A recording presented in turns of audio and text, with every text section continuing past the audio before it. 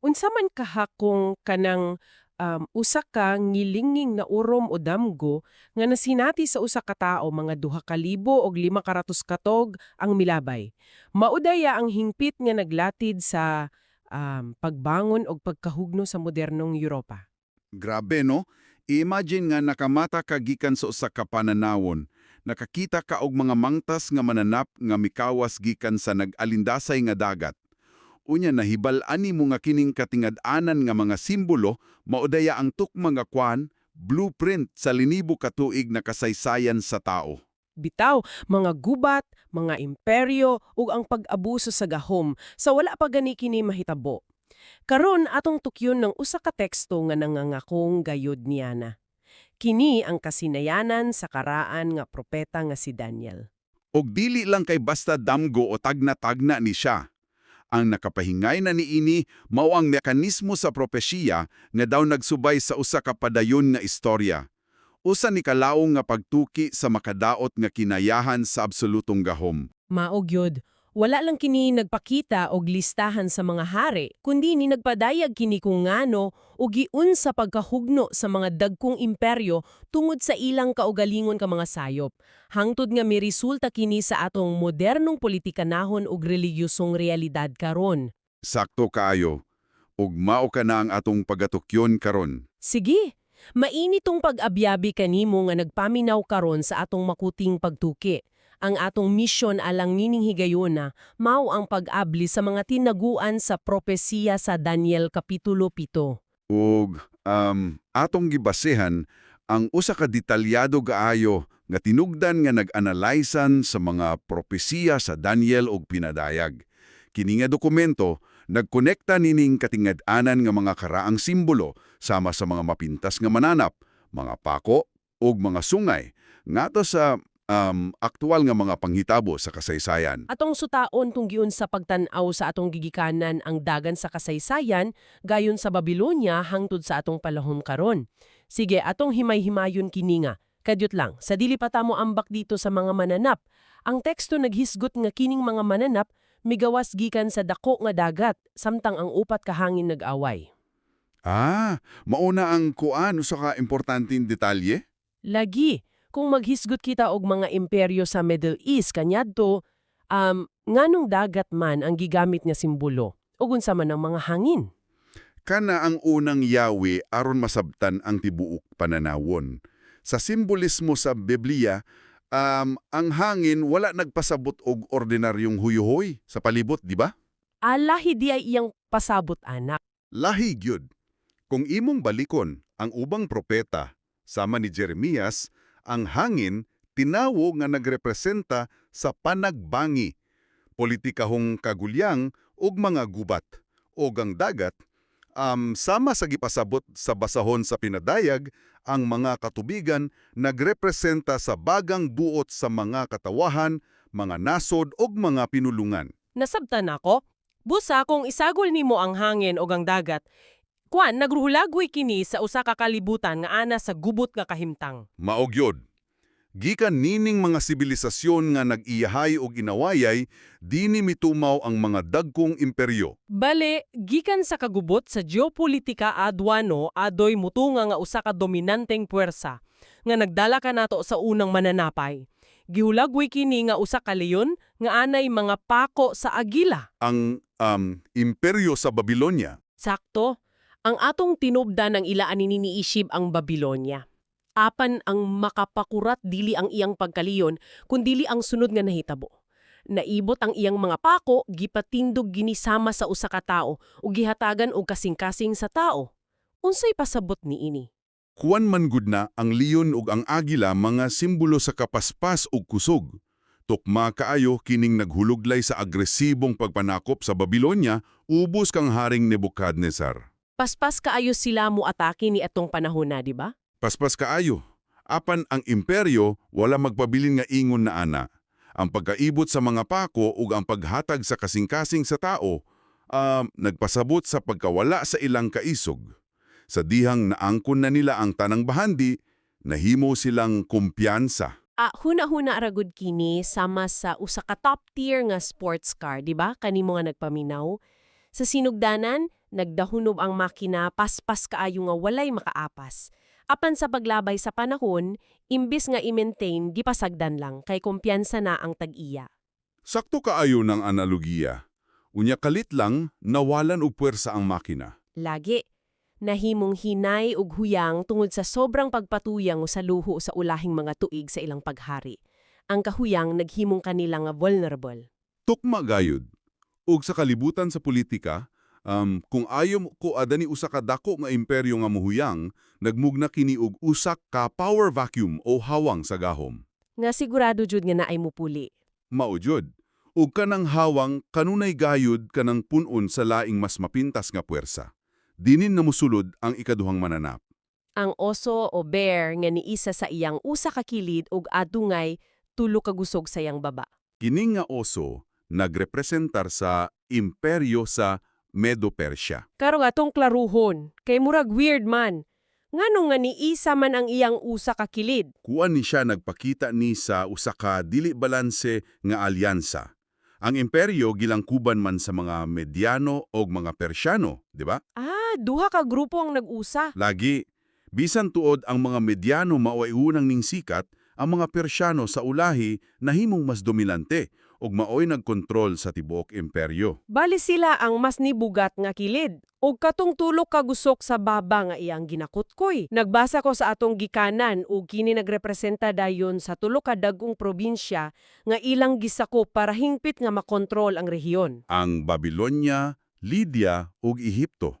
Mao na ang tulo ka gusok. Ang oso wala magdala og kahalang doon sama sa leon, no? Puro lang kining paggamit sa kabangis ug kusog sa militar. Apan bisan ang pinakakusgan nga oso mapukan gihapon, nga nagdala ka na ato sa ikatulong nga mananap, ang leopardo. Ug ang makapaikag kaayo dinhi mao nga kanang ang leopardo nagrepresentar sa imperyo sa Gresya ubos ni Alexander the Great. Apan ang atong tinugdan naghatag og gibugat-on sa iyang pisikal nga panangway. Aduna kinay upat ka pako sa langgam ug upat ka ulo. Dini ko gusto mo pugong kadiyot. Ang leopardo sa iyang kinaiyahan, paspas naman daan. Ngano nga nagkinahanglan pa man og upat ka pako? Unsi kalainan kung duha lang. Kana tungod kay ang kapaspas ni Alexander the Great, walay katumbas sa kasaysayan. Wala gi makapildi adto. Gikutlo sa atong teksto ang historiador nga si W. Tarn nga nagpatin-aw kung gunsa atang lapugin ang mga kampanya ni Alexander ang bisan ang sibilisasyon. Kusog gyud kaayo ang ilang abante. Lagi, dili lang kinig basta pagmarcha. Usa kadto ka blitzkrieg sa karaan nga panahon. Sa usa lang ka dekada, naabot niya ang utlanan sa India gikan sa Macedonia. Ang upat ka pako nagrepresenta ni ining hilabihan nga halos dili katuuhan nga katulinon. Apan, ani ang dako nga apan. Kalit siyang namatay sa linghud nga pangidadon. Wala siya'y klarong manumunod nga may igong kusog nga musalo sa tibuok imperyo. Nganong wala man lang usa nga ning salo sa trono. Mauba kini ang gipasabot sa upat ka ulo? Sakto jud, ang upat ka ulo nagpakita sa tukmang pagkabahin-bahin sa ilang imperyo. Imbis nga usa ka general ang mupuli, nahitabo ang grabing panag-ilom sa gahom. Busa, nabahin kini nga anto sa iyang upat ka inilang general. Sila Cassander, Lysimachus, Ptolemy, ug Seleucus. Nakaabot kini nga hingpit nga pagkabahin sa tuig 301 BC. Kana, eksakto. Aron, kung atong bantayan ang dagan, ang unang tulo ka mananap, bisan pa sa ilang katingad-an nga mga pako ug ulo, mahimugi hapon natong ikumpara sa mga pamilyar nga mananap. Lagi, natay leon, oso, ug leopardo. Apan inig-abot nato sa ikaupat na mananap, ang propeta daw nahutdan og pulong aron ihulagay kini. Hingpit kining lahi, linuog og maoy nagtala og epekto nga direktang nag-umol sa atong kasaysayan karon. Gihulagay kini nga makalilisang, makahadlok, ug hilabihan kakusgan, nga ana ay dagko og putaw nga mga ngipon. Wala kini kapareha sa kinaayahan, kanang murag alien. Sumala sa atong tinubdan, kini nagrepresentar sa imperyo sa Roma. Ang Roma, nagdugmok kini, nagguba sa tanan nga ana sa iyang agianan o gitumban sa ang nahabilin. Apan ang mas laom nga kahulugan, anaa sa kung unsay nahitabo sa ulahi. Ang mananap ana ay napulo ka sungay. Kung nga hunauna ragod nga dili lang ni basta usa ka higanting monster truck nga nagligis sa mga nasud, murag usa kini kakaraan nga bersyon sa usa ka higanting global monopoly. Isipon nato nga karaan nga Amazon o Google nga nagkontrol sa tanan. Dako kaayo nga impluensya. Apan sa dihang naguba na kinigaan sa sulod, wala kini giilisan sa laing usa ka dako nga kumpanya. Nabungkag kini og nahimong napulo kagamay, agresibo og delikadong mga startups nga nag-iyayahay og ilog sa teritoryo. Ang teksto nag-ingon nga kining napulo ka sungay mao ang napulo ka mga hari o tribo nga mitumawa gikan sa pagkabungkag sa Roma. Kung atong isumpay kini sa mas lapad nga hulagway, kini nga pagkabungkag mao ang hinungdan kung ano nga ang Europa karon gilangkuban sa daghang lain-lain nga mga nasud. Mga Aliman, Pranses, Espanyol ug uban pa. Sakto. Imbis nga usa lang kadakog nga Romanong nasyon, kining napulo ka tribo nagporma sa geopolitical nga mapa nga atong nailhang gihapon karon. Og dinhi na magsugod ang tinuod nga intriga. Gikan siniining napulo ka politikano nga tribo sa Europa, adunay usa ka katingadan nga butang nga mitumaw. Usa ka gamay nga sungay o Little Horn. Mitumaw kini taliwala sa napulo. Apan wala kini magpabiling nga gamay, kay aduna kining mga mata sama sa tao ug baba nga nagasulti og mga dagkong butang. Wala lang kini nangita og gahom politikal. Kini nagdala og usa ka makuyaw nga pagsagol sa politika ug relihiyon. Karon, kinsay gitudlo sa atong tinubdan nga mao kining gamay nga sungay. Base sa detalyadong analisis sa atong gisubay nga teksto, unya, gitumbok ni ining ang gamay nga sungay, mao ang papado o ang papasi sa simbahang katoliko, nga inanay ka nga mikontrol dili lang sa simbahan kundi apil na sa estado. Og dinhe, kadiyot lang ha, kay kinahanglan na kung ipatinaw kini pagayo alang kanimo nga nagpaminaw karon. Isip inyo mga host, ang atong trabaho karon mao ang pag-abli sa mga argumento nga anaa sulod sa niining maong teksto. Lagi, ato lang gipresentar ang naa sa source? Maog yun. Wala kami nagdapig o nag-endorso ni ini nga teolohiya batok sa simbahang katoliko o kang kinsamang institusyon. Igo lang natong gipresenta sa walay pagdapig kung giunsa pagsumpay sa author sa dokumento kining karaang propesiya ngadto sa kasaysayan sa Vatican. Busa, sumala pa sa tinugdan, aron makuha ang himpit nga gahom, kining gamay nga sungay, kinahanglan mo ibot og tulo ka laing sungay. Tinuod, aron mahimong labaw sa tanan, kinahanglan nilang papahon ang mga nagunang babag nga maong ang tulo ka tribo, ang mga Eruli, ang mga Vandal o ang mga Ostrogoth. Apan nagkapangutan nako, giunsa man sa usa ka relihiyosong lider nga walay kaugalingong tangke de gyera o dakong militar pagpalasa sa tulo ka tibuok nasod gikan sa mapa, murag dili man kana sayon. Diha mosulod ang kautukan sa politikang manipulasyon. Ang tulo ka tribo, dili lang basta politikal nga kaaway. Mga kaaway sila sa ideolohiya kay nagsunod sila sa Arianismo. Unsa man al Arianismo lahi nga pagtuo? Oo, usa ka doktrina nga naglalis sa kinaaya ni Kristo o direkta nga naghulga sa otoridad sa Santo Papa dito sa Roma.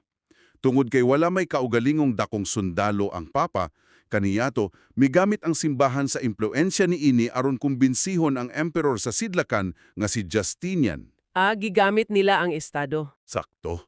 Gigamit sa simbahan ng militar sa estado, ilabi na ubos sa hawod nga General nga si Belisarius aron huruton og pukan kinong mga Arianong tribo. Ang katapusang tribo nga napukan mao ang mga Ostrogoth sa tuig 538 AD. Nga maong naghatag og dalan aron epektibong mapatuman ang mando ni Justinian nga naghimo sa papa isip opisyal nga ulo sa tanang simbahan sa tibuok kalibutan. Ania ang labing makapainteres nga bahin. Unsa man na? Human mapalong ang oposisyon ug nakapalingkod na sa gahom kining gamay nga sungay, wala na kini makontento sa pagmando sa teritoryo lang. Misulod na sila sa pagkontrol sa konsensya ug sa relihiyon sa mga tao. Gihisgutan sa atong teksto nga kini magasulti og mga dagkong pulong batok sa labing halangdon. Oo. Nagkutlo ang dokumento og daghang mga kasulatan gikan sa mga teologo mismo sa simbahan diin giangkon ang mga titulo sama sa Vicar of God o pag-angkon nga ang Papa makahimo sa pagpasaylo sa mga sala o anong ay awtoridad nga labaw pa sa mga anghel. Og dili lang kana kutob sa pulong, di ba? Dili gyud. Sumala pa sa historiador nga si W.E.H. Lecky nga gihisgutan sa teksto ang gahum gigamit sa pagpamatay pinagi sa formal nga paglutos.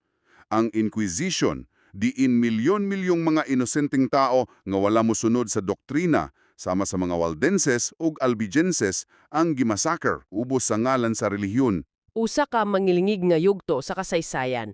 Apan ang sunod nga gihimo sa gamay nga sungay maoy nagpakita sa kinapungkayan sa iyang pagpangahas. Ang teksto nag-ingon nga maghunahuna kini sa pag-usab sa mga panahon o mga balaod. Unsa man kining balaod nga ilang giusab? Naghisgot ang atong tinubdan base mismo sa mga dokumento sama sa Catechism of the Council of Trent. Dinhi, daya nga gihemkon sa simbahan ang ilang pag-usab sa adlaw sa igpapahulay o Sabath. Gikan sa Sabado ngadto sa Domingo. Sakto. Gikan sa ikapitong adlaw sa semana nga mao ang Sabado, nga may gisugo sa Biblia, gibali nila kini ngadto sa unang adlaw nga mao ang Domingo. Giusab-usab nila ang napulo ka sugo, pinaagi sa pagtangtang sa ikaduhang sugo nga nagdili sa pagyukbo sa mga imahen. Ugunya, unsaon man ang ihap nga napulo kun gitangtang ang usa. Aron mapadayon ang ihap nga napulo, gibahin nila ang ikanapulo nga sugo ngadto sa duha. Di ba nga makapakurat ka na? Ang aha moment dinhi dili lang kay nausab ang adlaw kundi ang hilabihing pagpangahas. Handurawa nga ang inyong mayor, kalit lang moingon nga usbon niya ang tibuok konstitusyon sa Pilipinas aron ipahaom sa iyang gusto. Unya, iapil pagdug-usab ang kalendaryo. Laygi, unya, gipatuman niya kini sa tanan ug bisan usa walay ni reklamo sulod sa kapin usa ka libo ka tuig kay nahadlok silang ipapatay. Ingon niya na ang level sa otoridad nga atong gihisgutan. Nag-angko ng usa ka tawahanong institusyon ug gahom ibabaw sa balaod sa Dios. Apan kuan hangtud kanusa man kini milungtad. Wala bay utlanan kini nga pagpanglupig. Kini nagpatunghag usa ka importanteng pangutan na bahin sa timeline, kaya ang propesya tukma kaayong naghatag og limitasyon. Kidumala kini sulod sa usa ka panahon og mga panahon og tunga sa panahon. Unsay but ipasabot ana sa mga tuig. Sa propetikahong pagkwenta, diin ang usa ka adlaw katumbas sa usa ka tuig, usa ka prinsipyo nga giila bag-ayo sa pagtuno sa propesya. Kini mo kabatog, usa ka libo, duha ka ratos, og 60 ka literal nga tuig. 1260. Kadyot atong kwentahon. Kung magsugod ta sa paglingkod nila sa gahom human mapukan ang katapusang Aryan nga tribo sa tuig 538 AD. Ug dugangan nato og 126 ka taon. Maabot kita eksakto sa tuig 1798 AD. Unsa may nahitabo sa kalibutan pag-abot sa 1798? Diya nahitabo ang dako kaayong pag-usap. Sa tuig 1798 sa panahon sa Revolusyong Pranses, gipadala ang usa ka general nga ginganlan og Berthier ngadto sa Roma. Wala niya giila ang gahom sa Santo Papa. Yakining gidakop ug gidala sa pagkadastiero o exile dito sa Pransya, diin dito na kini namatay. Ug mao kana ang gitawag nga makamatay nga samad. Maog yod, ang kapin usa ka milenyo nga absolutong gahom sa simbahan ug estado sa Europa naputol. Apan nag-ingon ang atong teksto nga kining makamatay nga samad hinay-hinay ra usab nga nag-ayo, di ba? Parehas atong nahitabo sa 1929 sa dihang gipirmahan ang Lateran Treaty o gibalik nanto sa Papa ang iyang gahom isip hari sa nasud sa Vatican. Tinuod ka na, ang impluensya mihinay-hinay og balik. Apan, kadiot lang. Kay murag lawom-lawom ni og ngit-ngit kaayo ang dagan sa kasaysayan nga atong gituki. Puro lang pag-ilog sa gahom, pagpanglupig, og dugo. Busa, unsa may kahulugan nining tanan? Wala na ba'y paglaom? Dinhi na ba'y matapos ang asoy? Maayo gani kay wala. Human mabasa kining taas nga record sa yutanong pagpangabuso, ang pananaw ni Daniel kalit nga mibalhin ngang to sa usa ka hingtit nga lahi nga eksena. Dito sa usa ka sanag og halandon nga korte sa langit. Ang judgment scene. Sakto, ang gitawag nga eksena sa paghukom. Gihulugayan na ading ay nagdingkod sa trono nga ginangalan og karaon sa mga adlaw or Ancient of Days. O giablihan ang mga libro alang sa usa ka gitawag nga investigative judgment. Wait, pause usa dito. Investigative judgment nga matud pa sa teksto nagsugod na sa tuig 1944 dito sa langit. Nganong magkinahanglan man ang Dios og imbestigasyon, wala ba siya nakahibaludaan sa tanang butang? Nindot ka na nga pangutana. Ang investigasyon wala gihimo aron masayot ang Dios, kay nahibalo naman siya. Kundili, gihimo kini atubangan sa tibuok universo ug sa mga anghel aron ipakita ang himpit nga transparency ug hustisya. Bali gipahibalo lang gyud sa tanan? Lagi, ang tumong niini mao ang pagbindikar o paghatag og katarungan ngadto sa mga balaan o sa mga taong gilutos o gipamatay ni adtong nangaging mga siglo ubos sa pagmando sa gamay nga sungay. Gihimo kini aron ipakita nga bisan pa sa mga inhustisya sa yuta, ang hukmanan sa langit nagbantay. Ug ang desisyon sa maong paghukom? Himpit nga pabar sa mga dinaog-daog. Busa ang ikaupat nga mananapap nga nagdala sa gamay nga sungay, laglago na judyoyog isalibay sa kalayo. Og ang teksto nag-ingon nga ang anak sa tawo nakadawat sa gingharian og dili sama sa mga nangaging imperyo nga napukan og nabungkag kini nga gingharian ihatag nganto sa mga santos aron pa nag-iyahon hangtod sa kahangturan. Usa ka kalibutan nga sa katapusan gawas nun na sa pagpanglupig. Og kana maoy naghatag og grabing paglaom kanatong tanan. Bisan unsa pa kang ngit-ngit ang geopolitika o ang panagsagol sa relihiyon o politika, ang kasaysayan adunay direksyon. Dili lang kita nagtuyog sa walay katapusang siklo sa korupsyon. Padulong kini sa usa ka adlaw sa paghukom, diin ang kamatuuran maoy mupatigbawa. Usa ka paspas nga paghinumdom sa atong taas nga biyahe karon. Nakita nato kung giunsa paghubad nining karaang pananawon ang dagan sa kasaysayan pinaagi sa mga mananap. Gikan sa Babylonia nga nahimong huyang tungod sa luho. Ang mapintas nga kusog sa Medo-Persia. Sa kilat nga pagpanakop sa Gresya nga nabahin-bahin hangtod sa makalisang nga Roma nga nabungkag ngadto sa modernong Europa. Atong gituki kung giunsa pag-usbaw sa gamay nga sungay pinaagi sa politikanhong manipulasyon. Og sa iyang hilabihing pagpangahas sa pag-usab sa kalendaryo ug balaod sa Dios sulod sa 200 katulong patuong katiug, hangtod nga niabot sa langit nung paghukom nga nagsaad sa katapusang hustisya. Dako kaayo nga hulagway ang atong nasubay. Naghatag kini og dakong leksyon kung unsa kadelikado kung ang relihiyon mo gamit sa gahom sa estado. Ug dini nako gusto ibilin kanimo ang usa ka pangutana nga angay nimong pamalandungan. Unsa ka na? Tukugluan kita ni ining teksto nga ang gahom nga nanang angkon og balaong otoridad makahimo sa labing dako nga pagpanglupig. Tungod kay ang mga tao dili makasukol niini. Karon, samtang nagbantay kita sa pag-ayos sa makamatay nga samad sa atong henerasyon, unsa man kaha ang bagong forma sa pagsagol sa relihiyon o gahom sa politika karon.